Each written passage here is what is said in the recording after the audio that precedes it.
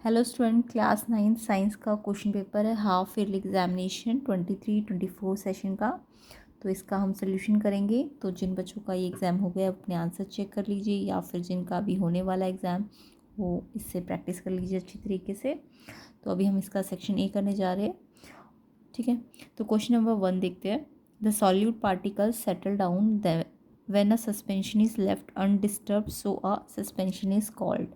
तो अगर solute particle settle down हो रहा है और सस्पेंशन अनडिस्टर्ब्ड है, तो सस्पेंशन को हम क्या कहते हैं? स्टेबल, अनस्टेबल, सैचुरेटेड की अनसैचुरेटेड। तो इसका आंसर है आपका स्टेबल। तो सस्पेंशन क्या होता है? स्टेबल होता है। अगर सस्पेंशन अनडिस्टर्ब रहे और सॉल्यूट पार्टिकल सेटल डाउन हो जाए तो स्टेबल सस्पेंशन होता है, ठीक है। तो इसका आंसर ए ऑप्शन है।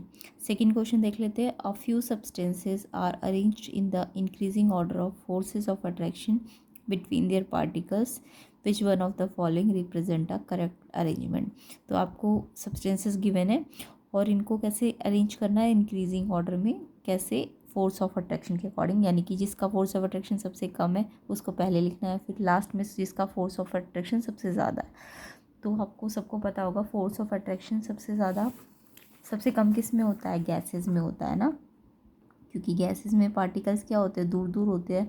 तो इनमें फोर्स ऑफ अट्रैक्शन क्या होगा? सबसे कम होगा। उसके बाद लिक्विड में फोर्स ऑफ अट्रैक्शन गैसेस के कंपैरिजन में थोड़ा सा पास पास होते हैं पार्टिकल, तो इसलिए इसके पार्टिकल थोड़े पास पास है, तो इसमें फोर्स ऑफ अट्रैक्शन गैसेस से थोड़ा ज़्यादा होगा।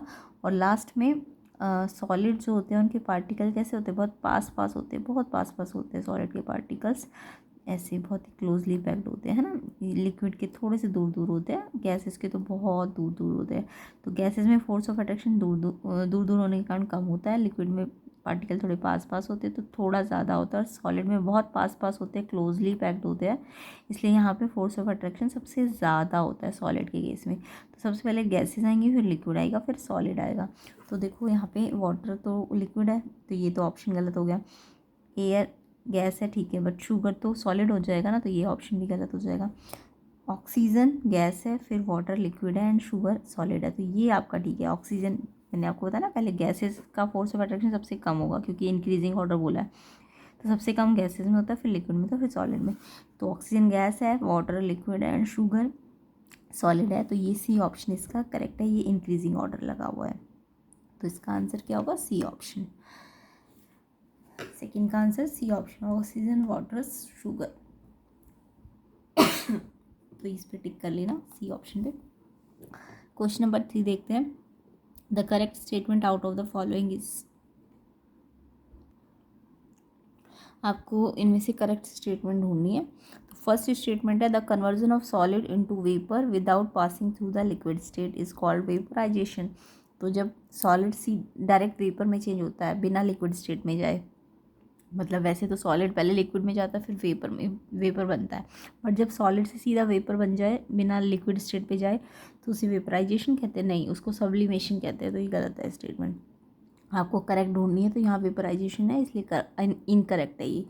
Second, the conversion of vapour into solid without passing through the liquid. अगर वेपर से डायरेक्ट सॉलिड बन रहा है बिना लिक्विड में जाए तो क्या डिपोजिशन है? यस, ये ठीक है आपका। सॉलिड से वेपर बनता है, जैसे इसमें सॉलिड से वेपर, तो यहाँ से सब्लिमेशन होता है, तो ये तो इनकरेक्ट है ना, वेपराइजेशन लिखा है। वेपर से सॉलिड बनता है बिना लिक्विड में जाए तो उसे डिपोजिशन कहते हैं। ये आपका ठीक है स्टेटमेंट। बाकी ठीक स्टेटमेंट ढूंढनी है तो यही है, बट आगे भी देख लेते हैं हमें लिखा गया क्या। थर्ड बोला है, the conversion of vapour into solid. Vapour से सॉलिड में बदलने को हम फ्रीजिंग कहते हैं। ये गलत है, अभी बताया ना मैंने, वेपर से सॉलिड जब बन जाता है डायरेक्ट ही बिना लिक्विड में जाए तो उसको हम डिपोजिशन कहते हैं, तो ये फ्रीजिंग है, तो गलत है। The conversion of solid into liquid is called sublimation. Sublimation क्या सॉलिड से लिक्विड को कहते हैं? नो, सॉलिड से गैस को कहते हैं या वेपर को कहते हैं सब्लिमेशन, बिना लिक्विड में जाए। तो फर्स्ट स्टेटमेंट जो था आपका वो सब्लिमेशन था, उसमें वेपराइजेशन लिखा है इसलिए गलत है, ये ठीक है आपका। और ये भी गलत है, फ्रीजिंग नहीं कहते, डिपोजिशन कहते हैं, और ये तो बिल्कुल गलत है, ठीक है। तो इसका आंसर करेक्ट पूछा था तो बी ऑप्शन इसका करेक्ट है, डिपोजिशन वाला, ठीक है। नेक्स्ट क्वेश्चन देख लेते हैं, question number 4। Iron rod turn red on heating. Iron rod heating करने पे रेड हो जाती है, तो ये चेंज कैसा है? तो देखो आयरन रॉड जब हीट कर रहे हो तो रेड तो हो गई, बट क्या उसकी कोई केमिकल उसकी प्रॉपर्टी चेंज हुई? आयरन तो तब भी आयरन ही रहेगा ना, तो यानी कि वो जस्ट उसकी थोड़ी देर के लिए स्टेट चेंज हुई है, बट उसका चेंज कुछ नहीं हुआ, केमिकल चेंज नहीं हुआ उसमें, जस्ट फिजिकल चेंज है। तो ए ऑप्शन इसका करेक्ट होगा कि आयरन रॉड अगर हीट करने पर रेड हो जा रही है तो फिजिकल है। हाँ, आयरन में रस्ट लग जाता, जंग लग जाता आयरन में, तब आपका केमिकल चेंज होता, बट अभी आयरन को जस्ट हीट करके वो रेड हो गई है तो वो फिजिकल चेंज है, तो इसका आंसर ए ऑप्शन होगा। Next question, mass can neither be create not destroyed in a chemical reaction, this is the statement of a law call. तो आपने लॉ पढ़े होंगे केमिस्ट्री के अंदर, तो फर्स्ट लॉ यही था कि मास को हम ना तो क्रिएट कर सकते ना डिस्ट्रॉयड कर सकते, यानी रिएक्टेंट का टोटल मास प्रोडक्ट के मास के इक्वल होना चाहिए, तो उसको हम law of conservation of mass कहते हैं। सी ऑप्शन इसका करेक्ट है। Next question number 6, the property to flow is unique to fluids, which one of the following statement is correct. तो जो फ्लूइड्स होते हैं वो फ्लो करते हैं, है ना, फ्लूइड क्या होते हैं, जो फ्लो कर रहा है उसको फ्लूइड्स कहते हैं। तो फ्लूइड किस किस फ्लूइड्स की कैटेगरी क्या क्या है? तो पहले स्टेटमेंट आपको मतलब आपको करेक्ट स्टेटमेंट ढूंढनी है। Only gases behave like fluid, सिर्फ गैसेज को ही फ्लूइड कहते हैं? नहीं, गैसेज एंड लिक्विड दोनों को फ्लूइड कहते हैं। तो यहाँ तो ओनली गैसेज बोला है, तो ये इनकरेक्ट है। Gases and solid behave like fluid, solid तो आते ही नहीं है। गैसेज एंड, अभी मैंने आपको बताया लिक्विड्स, फ्लूइड्स किसको कहते हैं? जो फ्लो करते हैं, तो गैसेज भी फ्लो करती है और लिक्विड भी फ्लो करता है, तो यहाँ ये भी इनकरेक्ट है, ये भी इनकरेक्ट है। Gases and liquid behave like fluid, ये ठीक है आपका। फ्लूइड मतलब फ्लो करना, फ्लो कौन कौन करते हैं? गैसेज भी करती है और लिक्विड्स भी करते हैं, तो सी ऑप्शन इसका करेक्ट होगा। तो याद रखना, फ्लूइड्स मतलब जो फ्लो करते हैं और उनमें कौन कौन होता है? गैस और लिक्विड दोनों होते हैं, तो सी ऑप्शन इसका करेक्ट है। क्वेश्चन नंबर 6 का, 5th का सी है लॉ ऑफ कंजर्वेशन, 6th का भी सी है, gases and liquid behave like fluids, ठीक है। नेक्स्ट क्वेश्चन नंबर 7 में आपको इसमें भी ट्रू स्टेटमेंट ही ढूंढनी है। तो pure substances contain only one kind of particle, pure substance के अंदर सिर्फ एक ही टाइप के पार्टिकल होते हैं, यस ये ट्रू है। प्योर सब्सटेंसेस आपने पढ़े होंगे जिसमें एक ही टाइप के पार्टिकल होते हैं, उसे हम प्योर सब्सटेंस कहते हैं, तो ये तो करेक्ट है। प्योर सब्सटेंसेस में भी कंपाउंड और मिक्सचर्स, प्योर सब्सटेंसेस कंपाउंड और मिक्सचर हो सकते हैं, नो, एलिमेंट और कंपाउंड होते हैं प्योर सब्सटेंसेस। तो यहाँ मिक्सचर्स आ गया, तो वो तो डिफरेंट डिफरेंट काइंड के पार्टिकल से बनते हैं ना मिक्सचर, तो वो प्योर तो नहीं होंगे, क्योंकि प्योर तो एक ही काइंड ऑफ पार्टिकल से बनता है, तो उसके अंदर कंपाउंड्स के साथ एलिमेंट्स आते हैं, ना कि मिक्सचर्स, तो ये इनकरेक्ट है, बी वाला इनकरेक्ट है। थर्ड वाला देखते हैं, pure substances have the same composition through out, pure substances का पूरा जो थ्रू आउट कंपोजिशन होता है वो सेम होता है। इसको देखो हम ऐसे समझ सकते हैं, जैसे कि मान लो कंपाउंड, जैसे एलिमेंट तो H2 है और कंपाउंड क्या है H2O, तो कंपाउंड के अंदर H2O का जो रेशो है, मास रेशो 1:8 होता है ना, तो ये वाटर आप कहीं से भी लोगे तो उसका H और O का रेशो हमेशा इतना ही रहेगा 1:8, तो वो कंपोजिशन जो है ना कंपाउंड के अंदर फिक्स्ड होता है, वो चेंज नहीं किया जा सकता है ना, तो 1:8 ही इसका मास रेशो रहेगा, ठीक है। ऐसी एलिमेंट है H2, तो उसके अंदर हाइड्रोजन गैस है, तो वो हमेशा 2 मॉलिक्यूल की फॉर्म में ही रहेगी। क्लोरीन गैस है तो Cl2 फॉर्म में ही रहेगी, तो कंपोजिशन उसका चेंज नहीं हो सकता। तो यस ये कह रहा है कि प्योर सब्सटेंसेस के कंपोजिशन थ्रू आउट सेम ही रहता है, तो ये भी ट्रू है आपका, और एक ही काइंड के पार्टिकल से बनते हैं, ये भी ट्रू है। बट फोर्थ वाला, pure substances can be exemplified by all element other than nickel, तो ये भी फॉल्स है आपका। तो इसके अंदर आपका फर्स्ट वाला ट्रू है, थर्ड वाला आपको प्योर सब्सटेंस की ट्रू स्टेटमेंट ढूंढनी है, तो इनकरेक्ट वाली नहीं ढूंढनी, ट्रू वाली एक फर्स्ट है और एक थर्ड है, तो first and third B option है इसका करेक्ट। तो बी ऑप्शन क्वेश्चन नंबर 7 का करेक्ट होगा, फर्स्ट एंड थर्ड। तो प्योर सब्सटेंसेस की डेफिनेशन आपको याद कर लेनी है। Next question number 8, a tissue is a, tissue कैसा, टिश्यू किसको कहते हैं? तो टिश्यू की डेफिनेशन तो सबको याद ही होगी। टिश्यू जब सिमिलर सेल्स मिल जाती है और वो एक कुछ स्पेशलाइज एक्टिविटी करती है तो उसको टिश्यू कहते हैं ना। तो यहाँ पे ग्रुप ऑफ सेपरेट ऑर्गन्स बोल दिया, तो ये तो ऑर्गन्स का ग्रुप थोड़ी ना होता है, टिश्यू तो सेल्स का ग्रुप होता है, तो ये तो गलत है, ऑर्गन्स का ग्रुप थोड़ी ना होता है, ये गलत है आपका। ग्रुप ऑफ सिमिलर सेल ये ठीक है, बी। लेयर ऑफ सेल्स नहीं, ये भी नहीं, ग्रुप ऑफ सिमिलर सेल्स होना चाहिए, तो बी ऑप्शन इसका करेक्ट होगा। क्वेश्चन नंबर 8 का आंसर क्या होगा आपका? B option. Next question number 9 देख लेते हैं। Which of these is not related to endoplasmic reticulum, इनमें से कौन सा एंडोप्लाज्मिक रेटिकुलम से रिलेटेड नहीं है, नहीं वाला, नॉट वाला ढूंढना है आपको, ठीक है। तो it behaves as transport channel for proteins between nucleus and cytoplasm, ये तो ठीक है कि ट्रांसपोर्ट चैनल के रूप में काम करता है, ये आपको ठीक है, ये आपको ठीक वाला नहीं ढूंढना, नॉट वाला ढूंढना है। It transport material between various regions in cytoplasm, ये मटेरियल ट्रांसपोर्ट करता है अलग अलग रीजन में साइटोप्लाज्म में, तो ये भी ठीक है। एक तो ट्रांसपोर्ट चैनल है तो ये ट्रांसपोर्ट करेगा ना मटेरियल्स को, तो ये भी ठीक है आपका। It can be the site of energy generation, energy generation यहाँ पे होता है, ये क्या साइट है एनर्जी जनरेट करने की या प्रोडक्शन करने की? नो, ये थोड़ी ना होती है एनर्जी जनरेशन की साइट, वो तो माइटोकॉन्ड्रिया होता है जिसको हम पावर हाउस कहते हैं। तो यहाँ पे ये गलत है कि ये एनर्जी जनरेट करता है, नो, एनर्जी जनरेशन का काम तो माइटोकॉन्ड्रिया का होता है, तो ये आपका गलत है। बाकी it can be the site for some biochemical activity of the cell, yes ये ट्रू है आपका। तो यानी कि ये फर्स्ट, सेकेंड और थर्ड, फोर्थ तो ट्रू है, बट थर्ड आपका इनकरेक्ट है। तो आपको तो नॉट वाला ही पूछा था ना, तो इनकरेक्ट वाला सी ऑप्शन है, तो ये साइट नहीं है, ठीक है। सी ऑप्शन आपका क्योंकि नहीं है इसका काम, तो आपको नहीं वाला ही तो ढूंढना है क्वेश्चन में, तो ये साइट ऑफ एनर्जी जनरेशन नहीं है। इसकी जगह एनर्जी जनरेशन कौन करता है? माइटोकॉन्ड्रिया। अगर माइटोकॉन्ड्रिया होता तो आपका माइटोकॉन्ड्रिया एनर्जी जनरेशन साइट ही ट्रू होता है ना, बट आपको इसके लिए पूछा था एंडोप्लाज्मिक क्या क्या करता है, तो ये ट्रांसपोर्ट चैनल है, ट्रांसपोर्ट करता है मटेरियल, उसके अलावा बायोकेमिकल एक्टिविटी और सेल की साइट होती है, बट ये वाली साइट नहीं है एनर्जी जनरेशन की, तो ये आपका नॉट वाला पूछा है, तो इसलिए सी ऑप्शन आपका करेक्ट है। Question number 10, parenchyma cells are, parenchyma cells relatively unspecialised, thin walled होती है, थिक वॉल्ड स्पेशलाइज्ड होती है, लिग्निफाइड होती है या नन? तो यहाँ पे ये जो पेरेन्काइमा सेल्स होती है वो थिन वॉल्ड होती है, थिक नहीं होती, तो ये वाला ऑप्शन आपका ठीक है, ए ऑप्शन। अनस्पेशलाइज्ड भी होती है और थिन वॉल्ड होती है, तो आंसर क्या होगा? ए ऑप्शन, क्वेश्चन नंबर 10 का। Next question number 11, the substances found in the cell wall of cork और bark that make it impervious to water, तो वो सब्सटेंस जो सेल वॉल, किसकी सेल वॉल में मिलते हैं? कॉर्क और बार्क की, जो कॉर्क और बार्क होता है, जिससे वाटर इम्परवियस हो जाता है, यानी कि उसको प्रवेश होने की आज्ञा नहीं होती, अनुमति नहीं होती, वो अप्रवेश्य हो जाता है, मतलब वाटर ना नहीं जा सकता। तो कौन सा सब्सटेंस है सेल वॉल कॉर्क और बार्क में जिससे उसमें पानी नहीं आता, वो पानी का प्रवेश नहीं करते? तो सिबेरिन जो है इसका आंसर है बी, सिबेरिन। तो सिबेरिन क्या है? एक तरह से वाटर प्रूफिंग वैक्सी सब्सटेंस होता है जो कि हायर प्लांट्स में मिलता है, और ये क्या काम करता है सिबेरिन? ये एक बैरियर का काम करता है, movement of water and solutes, water and solute को जाने से ये रोकता है, ठीक है। तो ये इसका फंक्शन है सिबेरिन का। तो सिबेरिन किस में मिलता है? Cell wall of cork and bark में, ठीक है, तो इसे याद रख लेना सिबेरिन।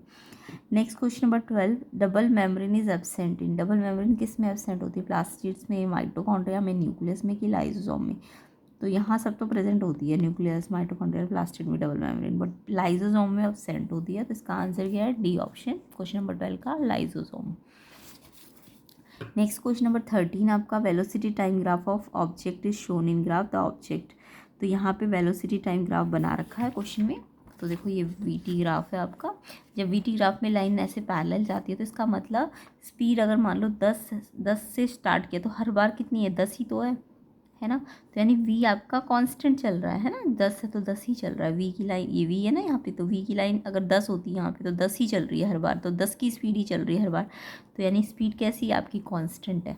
हाँ, अगर ये ग्राफ एसटी ग्राफ होता, डिस्प्लेसमेंट टाइम ग्राफ, तो अगर ये ऐसी लाइन होती तो यहाँ पे डिस्प्लेसमेंट मान लो 10 पे है तो हर बार 10 पे ही है, यानी कि आप 10 किलोमीटर पे बैठे हुए हो और इसी पे हर हर टाइम बढ़ता जा रहा है, बट आप 10 पे ही हो, तो यानी आप रुके हुए हो। तो जब एस टी ग्राफ में ऐसा पैरेलल लाइन ग्राफ आता है तो वो रेस्ट होता है, बट जब वी टी ग्राफ में आ रहा है तो रेस्ट नहीं है, याद रखना, रेस्ट नहीं होता, क्योंकि वी टी ग्राफ में वी तो यहाँ वी कांस्टेंट है ना, वी की लाइन देखो ऐसे, यहाँ डिस्प्लेसमेंट कांस्टेंट है, तो इसलिए डिस्प्लेसमेंट कांस्टेंट होता है रेस्ट पे है बॉडी, बट यहाँ पे वी कांस्टेंट पे है तो रेस्ट पे नहीं है, चल तो रहा है बट सेम यूनिफॉर्म स्पीड से चल रहा है, कांस्टेंट स्पीड से चल रहा है।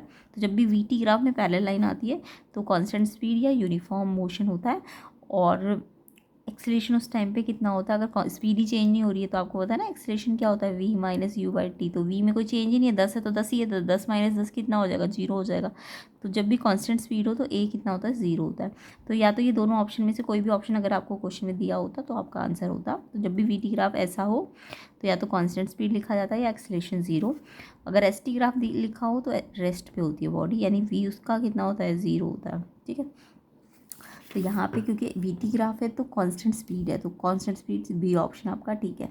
ठीक है, जो ऑप्शन लगे हुए वो उसको नहीं देखना, अब जो मैं आपको आंसर बता रही हूँ वो है बी ऑप्शन है इसका, move with the constant speed. ठीक है, कांस्टेंट एक्सेलरेशन नहीं है क्योंकि यहाँ पे एक्सेलरेशन तो 0 होता है ना कांस्टेंट स्पीड पे, तो अगर यहाँ 0 एक्सेलरेशन होता तो भी ये भी ठीक होता, बट यहाँ कांस्टेंट एक्सेलरेशन हो गया तो इसलिए गलत है। कांस्टेंट स्पीड है क्योंकि वी टी ग्राफ में वी की लाइन जा रही है ना सीधी, तो यानी वी में कोई चेंज ही नहीं हो रहा, तो इट मीन्स या तो कांस्टेंट स्पीड है या एक्सेलरेशन 0, बट एक्सेलरेशन 0 नहीं लिखा ऑप्शन में तो इसलिए बी ऑप्शन इसका करेक्ट होगा। क्वेश्चन नंबर 14 देख लेते हैं। Seat belts are provided in the cars so that it if the car stops suddenly due to an emergency braking, the person sitting on the front seat are not thrown forward violently and are safe from getting injured। यह seat belt आपको क्यों दी जाती, ताकि आप आगे ना, जैसे झटका लगे ब्रेक लगे तो आप आगे ना गिरो, है ना, तो सेंसर करने से बचाने के लिए सीट बेल्ट लगाई जाती है। तो यहाँ पे कोई लॉ लग रहा है कि पर्सन अगर फॉरवर्ड डायरेक्शन में गिरता है, जब कार एकदम से स्टॉप करती है, तो कार जैसी स्टॉप करती है तो आपकी बॉडी तो किस में रहती है, मोशन में रहती है ना, बट कार स्टॉप हुई है तो यानी कि आप कहाँ जर्क करते हो, आगे जर्क करते हो। तो ये कौन सा लॉ है, ये लॉ ऑफ इनर्शिया होता है, ये आपने पढ़ा होगा कि अगर कोई चीज़ मोशन पे है तो मोशन पे ही रहना चाहती है, रेस्ट पे है तो रेस्ट पे ही जाना चाहती है। तो इनर्शिया क्या है, ability to resist any change, है ना, एनी चेंज को रजिस्ट करने की जो प्रॉपर्टी होती है उसे इनर्शिया कहते हैं। तो यहाँ पे इनर्शिया का ही लॉ लग रहा है। इनर्शिया का कौन सा लॉ होता है, न्यूटन का फर्स्ट लॉ ऑफ मोशन होता है इनर्शिया का लॉ, तो ए आंसर इसका करेक्ट है। तो आप अगर क्वेश्चन में लॉ ऑफ इनर्शिया होता है तो आप उस पर टिक करते हैं, अदरवाइज लॉ ऑफ इनर्शिया कौन सा लॉ पे आता है, फर्स्ट लॉ के अंडर आता है। तो न्यूटन का फर्स्ट लॉ किस पे बेस्ड होता है, इनर्शिया पे। इनर्शिया आपको मैंने बता दिया, ability of resist any change. ठीक, तो कोई भी चेंज होने की जो रजिस्ट करने की एबिलिटी होती है उसको इनर्शिया कहते हैं। तो ए ऑप्शन इसका करेक्ट है। Next question number 15, the nucleus is separated from cytoplasm by. जो न्यूक्लियस होता है वो साइटोप्लाज्म से सेपरेट होता है कैसे, न्यूक्लियर मेम्ब्रेन से, न्यूक्लियोप्लाज्म से, ऑर्गन से, कि सेल मेम्ब्रेन से। तो न्यूक्लियस सेपरेटेड साइटोप्लाज्म में आपका न्यूक्लियर मेम्ब्रेन करता है, तो ए ऑप्शन इसका करेक्ट है। ठीक है, next question, the cell organelles that play crucial role in detoxifying many poisons and drugs in a cell. Cell organ का नाम बताना है जो डिटॉक्सीफाइंग करती है पॉइजन्स या ड्रग्स एक सेल की। तो वो आपका नाम गोल्गी एपेरेटस होता है, लाइजोसोम होता है, स्मूथ एंडोप्लाज्मिक रेटिकुलम होता है, कि वैक्यूल्स होता है। तो इसका आंसर है सी, स्मूथ एंडोप्लाज्मिक रेटिकुलम। ये क्या करता है, डिटॉक्सीफाई करता है पॉइजन एंड ड्रग सेल की। नेक्स्ट क्वेश्चन आपका एजर्शन रीजंस है, क्वेश्चन 17 to 20। तो अच्छी तरह से इस क्वेश्चंस को जितने मैंने अभी तक आपको बताए हैं उनको आपको अच्छी तरह से रिवाइज करना है, या फिर जिनका हो चुका है एग्ज़ाम तो चेक करना कितना ठीक किया आपने। ठीक है, तो क्वेश्चन नंबर 17 है आपका, assertion attractive forces between the particle in solids are maximum. क्या अट्रैक्टिव फोर्सेज सॉलिड्स के मैक्सिमम होता है। अभी मैंने आपको सबसे फर्स्ट क्वेश्चन जो बताया था, फर्स्ट सेकेंड क्वेश्चन था, वहाँ पे मैंने आपको फोर्स ऑफ अट्रैक्शन के बारे में बताया था कि फोर्स ऑफ अट्रैक्शन सबसे ज़्यादा किस में होता है, सॉलिड में होता है, क्योंकि वहाँ पे पार्टिकल बहुत पास होते हैं। सबसे कम गैसेस में होता है ना, क्योंकि पार्टिकल दूर दूर होते हैं। तो ये इसी से रिलेटेड एजर्शन है आपका कि अट्रैक्टिव फोर्स सॉलिड का मैक्सिमम होता है। अभी पढ़ा है हमने, यस मैक्सिमम होता है ना, क्योंकि पार्टिकल्स क्लोजली होते हैं। तो यस एजर्शन तो ठीक है आपका। रीज़न कह रहा है सॉलिड में पार्टिकल क्लोज होते हैं एक दूसरे के, यस ये भी ठीक है। और एक्चुअल में एजर्शन और रीज़न दोनों ठीक है, तो आपको देखना पड़ेगा क्या रीज़न एक्सप्लेन कर रहा है एजर्शन को। तो पार्टिकल सॉलिड फोर्स मैक्सिमम होता है क्योंकि उसमें पार्टिकल क्लोज होते हैं, तभी तो रीज़न यही तो है इसका कि अट्रैक्टिव फोर्स क्यों मैक्सिमम है सॉलिड का, क्योंकि यहाँ के पार्टिकल जो होते हैं क्लोजली पैक्ड होते हैं। तो रीज़न ठीक भी, और एक्चुअल में इसके वाई को एक्सप्लेन भी कर रहा है कि अट्रैक्टिव फोर्स क्यों मैक्सिमम है, क्योंकि यहाँ पे पार्टिकल क्लोजली पैक्ड है। तो एक्चुअल में इसका रीज़न भी यही है, इस लाइन का रीज़न भी यही है। तो जब दोनों ठीक हो तो आपको देखना पड़ेगा ना कि इसका रीज़न क्या ये है कि नहीं। यस, इसका रीज़न मैक्सिमम होने का यही तो है कि पार्टिकल क्लोजली पैक्ड है। तो एक्चुअल में आपका एजर्शन ठीक भी है, रीज़न भी ठीक है, और इसका जो एक्सप्लेनेशन है, जो रीज़न एक्सप्लेन कर रहा है वो एजर्शन को ही तो एक्सप्लेन कर रहा है, तो इसलिए इसका आंसर क्या होगा, जब दोनों ट्रू भी हो और रीज़न करेक्ट एक्सप्लेनेशन भी दे तो आंसर ए ऑप्शन होगा, है ना। तो इसका आंसर ए ऑप्शन होगा। नेक्स्ट क्वेश्चन नंबर 18, एजर्शन आपका है प्रोकैरियोटिक सेल्स प्रिमिटिव होती है and larger than eukaryotic cells होती है। तो ये तो ठीक है, प्रोकैरियोटिक सेल प्रिमिटिव होती है, बट ये गलत लिखा है, लार्जर नहीं होती, स्मॉलर होती है यूकैरियोटिक सेल से। तो प्रोकैरियोटिक और यूकैरियोटिक को तो सभी बच्चों को याद होगा, प्रोकैरियोटिक और यूकैरियोटिक में डिफरेंस जरूर याद करके कीजिए। तो यहाँ पे ये लार्जर नहीं होती, यूकैरियोटिक से स्मॉलर होती है, तो इसलिए फॉल्स है, एजर्शन आपका फॉल्स है। अब रीज़न देख लेते हैं। Prokaryotic cells lack cytoplasmic organelles, prokaryotic cell में साइटोप्लाज्मिक ऑर्गन्स नहीं होते, लैक होती है। यस, ये ट्रू है आपका, रीज़न आपका ट्रू है, तो एजर्शन फॉल्स है बट रीज़न ट्रू है, तो ये ऑप्शन नंबर डी है। तो इसका आंसर डी ऑप्शन हो जाएगा, 18 का डी ऑप्शन है और इसका तो ए था। 19 क्वेश्चन, एजर्शन है यूनिवर्सल कांस्टेंट जो होता है ग्रेविटेशनल वो स्केलर होता है। तो यूनिवर्सल कांस्टेंट, आपने यूनिवर्सल लॉ तो पढ़ा ही होगा, फोर्स क्या होता है, directly proportional to mass 1 and mass 2। ये यूनिवर्सल लॉ ऑफ ग्रेविटेशन होता है कि फोर्स मास के प्रोडक्ट के इक्वल होता है, यानी दो बॉडीज़ है, अगर उनके पास मास 1 है और मास 2 है तो उनके बीच में जो फोर्स होगा उनके मासेस के प्रोडक्ट के डायरेक्टली प्रोपोर्शनेट होगा, और साथ में फोर्स जो होता है उनके बीच का जो डिस्टेंस है, रेडियस है, उसके स्क्वायर के इन्वर्सली प्रोपोर्शनेट होता है।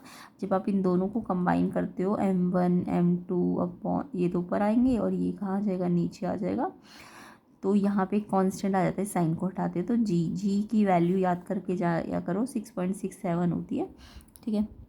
अच्छा, ये एक कांस्टेंट तो है कि इसकी एक वैल्यू है 6.67, बट ये कांस्टेंट की ना कुछ यूनिट भी है, यूनिट आपकी निकाल सकते हो, फोर्स, ये जी की यूनिट अगर आपको निकालनी है तो ये इनको आपको इस साइड भेजना पड़ेगा, तो जी हो जाएगा एफ, देखो m1 m2 यहाँ से यहाँ जाएंगे तो अपॉन में चले जाएंगे, और ये आर स्क्वायर नीचे इस साइड जाएगा तो ऊपर आ जाएगा, तो इसकी यूनिट, फोर्स की यूनिट न्यूटन, आर स्क्वायर की यूनिट मीटर स्क्वायर, और केजी की पावर 2 अगर नीचे से ऊपर आएगी तो -2, तो ये इसकी यूनिट होगी। तो जी की, कैपिटल जी की आपको यूनिट भी याद करके जानी है और वैल्यू भी याद करके जानी होती है। तो ये यूनिवर्सल लॉ होता है, अगर यूनिवर्सल लॉ किसी को नहीं आता तो ये याद करके जाना, फोर्स डायरेक्टली प्रोपोर्शनेट है प्रोडक्ट ऑफ मासेस के, फोर्स इन्वर्सली प्रोपोर्शनेट है डिस्टेंस के स्क्वायर के, एंड देन कंबाइन करो तो ये जी आता है। जी एक यूनिवर्सल कांस्टेंट होता है जिसकी वैल्यू इतनी होती है, और इसकी यूनिट पूछे तो न्यूटन मीटर की पावर 2 और केजी की पावर -2 होती है, ठीक है। तो ये ग्रेविटेशन कांस्टेंट एक फोर्स है, जब दो मासेस होंगे और उनके बीच में डिस्टेंस 1 यूनिट होगा, तो उस टाइम पे जो फोर्स लगेगा उसी को जी कहेंगे, ठीक है। तो यस, ये एक स्केलर क्वांटिटी है, क्यों, क्योंकि जी ना हर जगह पे यूनिवर्सल कांस्टेंट है, जी को हम क्या कहते हैं, यूनिवर्सल कांस्टेंट, क्योंकि इसकी वैल्यू ना फिक्स्ड रहती है, कोई भी प्लैनेट हो इसकी वैल्यू इतनी ही रहेगी, ठीक है, ये चेंज नहीं होगी, तो इसलिए इसे हम यूनिवर्सल कांस्टेंट कहते हैं। तो अगर इसकी कोई वैल्यू, इसकी वैल्यू चेंज ही नहीं हो रही है तो ये एक कांस्टेंट है ना। तो यस, ये एक कांस्टेंट है या फिर ये एक नंबर है ना, वैल्यू है ना इसके पास, जी के पास वैल्यू है। स्केलर क्वांटिटी किसे कहते हैं, जिसके पास एक मैग्नीट्यूड है, की वैल्यू बट उसकी डायरेक्शन ना हो, ठीक है, तो स्केलर क्वांटिटी कहते हैं। तो कैपिटल जी की यूनिवर्सल कांस्टेंट है, तो ये एक तो इसके पास मैग्नीट्यूड है बट इसके पास डायरेक्शन नहीं है, ये हर जगह पे क्या रहता है, सेम रहता है, किसी प्लैनेट पे डिपेंड नहीं करता, इसकी वैल्यू हर प्लैनेट पे सेम रहेगी। तो एजर्शन तो बिल्कुल ठीक है कि यूनिवर्सल ग्रेविटेशनल कांस्टेंट एक स्केलर क्वांटिटी है, एजर्शन ठीक है आपका। सेकंड रीज़न बोल रहा है वैल्यू ऑफ जी इंडिपेंडेंट होती है डायरेक्शन से और कांस्टेंट होती है पूरे यूनिवर्स में। यस, पूरे यूनिवर्स में जी की वैल्यू चेंज नहीं हो रही, कांस्टेंट है, एंड ये डायरेक्शन पे भी डिपेंड नहीं कर रहा, ये इंडिपेंडेंट है डायरेक्शन से। तो जब भी कोई चीज़ डायरेक्शन पे डिपेंड ना करे उसी को तो हम स्केलर कहते हैं ना। तो यस, रीज़न आपका बिल्कुल ठीक भी बोल रहा है, और रीज़न एक्चुअल में से एक्सप्लेन भी कर रहा है कि ये स्केलर क्यों है, यही तो बोल रहा है क्वेश्चन कि ये स्केलर क्यों है, इसका क्यों का आंसर यही तो है कि ये डायरेक्शन पे डिपेंड नहीं कर रहा है ना। तो ये इसके स्केलर के आंसर को दे रहा है कि ये डायरेक्शन पे डिपेंड नहीं कर रहा, इसलिए ये स्केलर है। तो एजर्शन भी ठीक है, रीज़न भी ठीक है, और एक्सप्लेनेशन भी दे रहा है ये, तो इसलिए ए ऑप्शन इसका करेक्ट होगा, इसका आंसर ए होगा कि एजर्शन ठीक है, रीज़न ठीक है, बट रीज़न एक्सप्लेन भी कर रहा है, तो इसलिए इसका आंसर, क्योंकि स्केलर बोला तो स्केलर का मतलब ये डायरेक्शन पे डिपेंड नहीं कर रहा है ना, तो इसलिए तो स्केलर है, तो इसलिए क्यों का आंसर मिल रहा है आपको इसमें। नेक्स्ट क्वेश्चन नंबर 20, एजर्शन है lysosomes are often called as suicide bags of a cell. इन्होंने बोला लाइजोसोम्स को सुसाइड बैग कहते हैं सेल का। ये ऐसे ही आपने बहुत बार पढ़ा होगा, जैसे माइटोकॉन्ड्रिया को पावर हाउस कहते हैं क्योंकि वो एनर्जी जनरेट करता है ना। बट यहाँ पे लाइजोसोम को भी आपने पढ़ा होगा कि सुसाइडल बैग कहते हैं सेल का। तो ये ट्रू है, आपका लाइजोसोम सुसाइडल बैग है। अब नेक्स्ट रीज़न है कि लाइजोसोम के अंदर ना हाइड्रोलिटिक एंजाइम्स होते हैं जो सेल्यूलोज वेस्ट को क्या कर सकते हैं, डाइजेस्ट कर सकते हैं। तो ये भी ठीक है आपका कि लाइजोसोम के अंदर कुछ एंजाइम होते हैं जो सेल्यूलोज वेस्ट को डाइजेस्ट करते हैं। तो रीज़न भी आपका ठीक है। और क्योंकि ये जो एंजाइम्स है ये सेल्यूलोज को डाइजेस्ट कर सकते हैं, इसलिए अगर ये मतलब लाइजोसोम अगर डैमेज हो जाता है तो ये एंजाइम हट जाएंगे ना। तो यानी कि आपकी सेल्यूलो जो डाइजेस्टिंग सेल्यूलोज वेस्ट है उनको क्या नहीं कर पाएंगे, वो डाइजेस्ट नहीं कर पाएंगे। तो इसलिए सुसाइडल बैग्स कहा जाता है। तो इसके एक्चुअल में सुसाइडल बैग क्यों है, इसको ये एक्सप्लेन ही तो कर रहा है कि रीज़न। तो दोनों ट्रू भी है, लाइन एजर्शन भी ठीक है आपका, रीज़न भी ठीक है। और ये सुसाइड बैग क्यों है, क्योंकि इसके अंदर ये हाइड्रोलाइटिक एंजाइम क्या करता है, वेस्ट को डाइजेस्ट करता है, तो इसलिए इसको सुसाइड बैग। तो इसके बाई का आंसर ये दे रहा है। तो जब एजर्शन ठीक हो रीज़न ठीक हो तो आप चेक करते हो कि रीज़न इसको एक्सप्लेन कर रहा है कि नहीं। येस कर रहा है एक्सप्लेन, तो इसलिए ए। अगर एक्सप्लेन नहीं कर रहा होता तो बी ऑप्शन होता, बट अभी एक्सप्लेन कर रहा है इसलिए ए ऑप्शन है इसका। ठीक है, तो सेक्शन बी हम इसका नेक्स्ट पार्ट में कर लेंगे। सेक्शन ए को हमने कंप्लीट कर लिया है, तो आप अच्छी तरह से इसे प्रैक्टिस कर लेना। सिर्फ पढ़ना नहीं है, जितना मैंने समझाया टॉपिक्स आपको उसके नोट्स वगैरह बनाने हैं। और सेक्शन बी को हम नेक्स्ट पार्ट में करते हैं। ठीक है, अब वीडियो को शेयर ज़रूर कीजिएगा, चैनल को सब्सक्राइब कर लीजिएगा नहीं किया है। और भी जितने भी आपके वीडियो के सोल्यूशंस, क्वेश्चन पेपर्स के सोल्यूशंस होंगे वो आपको इस चैनल में मिल जाएंगे। डिस्क्रिप्शन में लिंक में प्लेलिस्ट होंगी, उन सारी प्लेलिस्ट को आप चेक कर लीजिए। चाहे आप मिड टर्म एग्ज़ाम की प्रिपरेशन कर रहे हो या फाइनल एग्ज़ाम की, तो आपको उसमें हेल्प मिलेगी। अच्छी तरह से क्वेश्चन पेपर को सॉल्व कीजिए। कोई क्वेरी है तो कमेंट पे लिख के दीजिएगा एंड शेयर ज़रूर कीजिए, चैनल को सब्सक्राइब कर लेना। एंड सेक्शन बी का हम नेक्स्ट पार्ट में वीडियो सोल्यूशन देंगे।